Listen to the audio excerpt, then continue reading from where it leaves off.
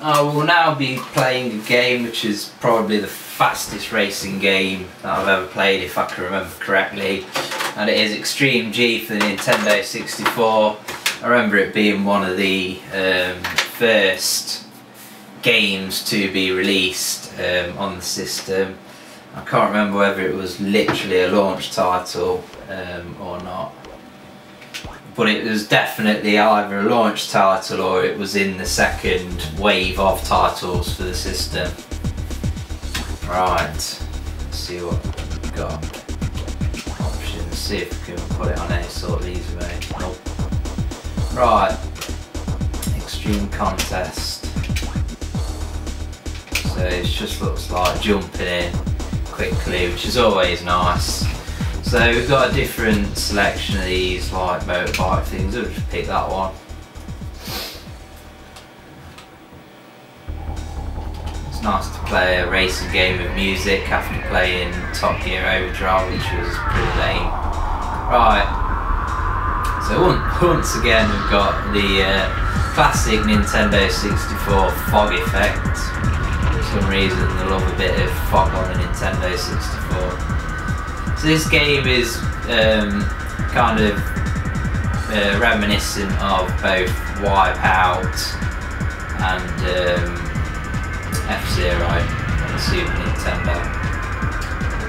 Wipeout obviously on various different consoles. Obviously it's got the club is what I called it in these days, club style music. I'm not sure what I'd call it these days. Trance. Probably, I guess I should know being a DJ really, but I don't like trance. So I got some sort of boost there, I just pulled off. So as you can see, it's a very fast game. Kind of the frame rate though is a bit choppy when it starts to go really fast, almost like they've actually cut the frame rate in half to enable it to go so fast.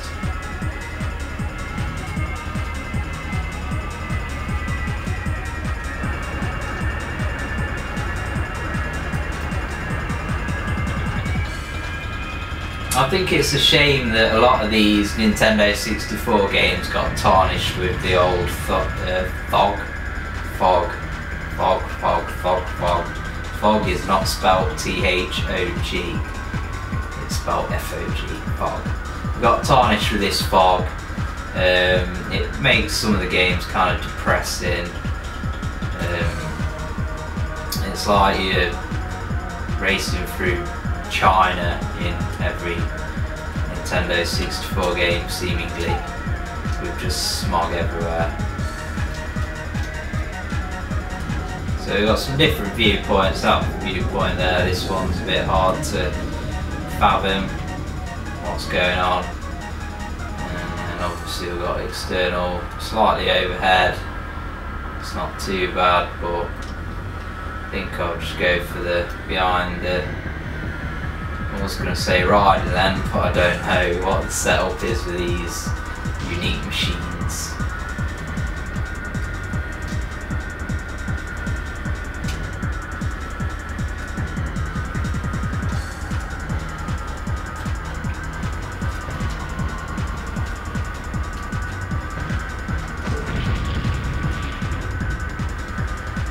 Obviously, as you've probably noticed, there's also weapons in the game, like they had in Wipeout.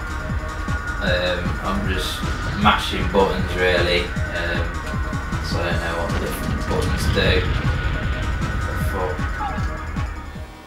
So that's the first race out of the way with. So 4th place, not amazing, but not a complete catastrophe. Also gave me a password there, God, my fucking vocabulary is depressingly awful today.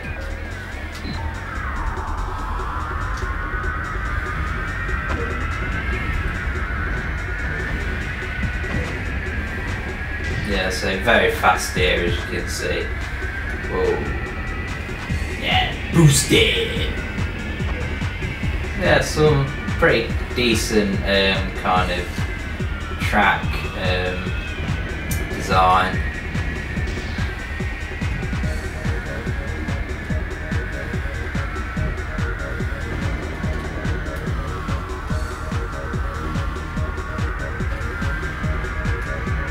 Can't really call it a unique game because it does borrow a lot of features from games like Wipeout, F-Zero. There's also a couple of Saturn games I can think of, High Octane and Cyber Sled, which I believe came out before this game. This game kind of reminds me of them too, but this is probably better than the aforementioned.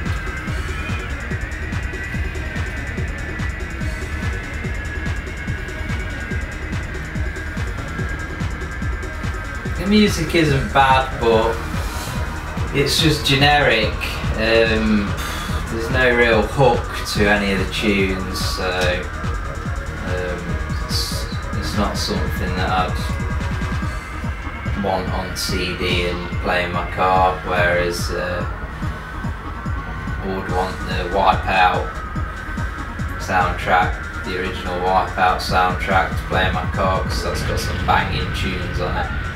And obviously you can actually just take a game disc and put it in a CD player and it will work on the either the PlayStation or the Saturn, so it's worth knowing. If you didn't know that, most PlayStation games and Saturn games you can just put them in a CD player and listen to the music.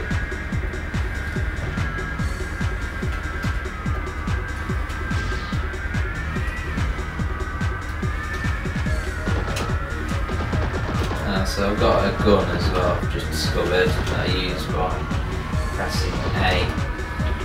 Is it A? Yeah, it's A.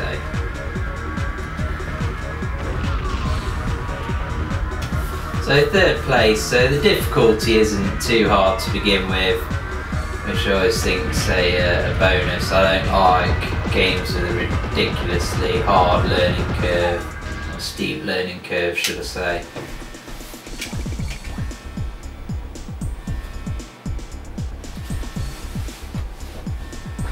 Not sure what's going on there. Is it game over? So that's game over. It's not really worth me playing much more of the game to show you, because it's kind of generic in the sense that it's very similar to a lot of other games, but this video is just giving you a sample of the speed and what you can expect from the game. It's a decently playable game. I definitely recommend having it in your Nintendo 64 collection. It was one of the early games and it's still a good one all these years on.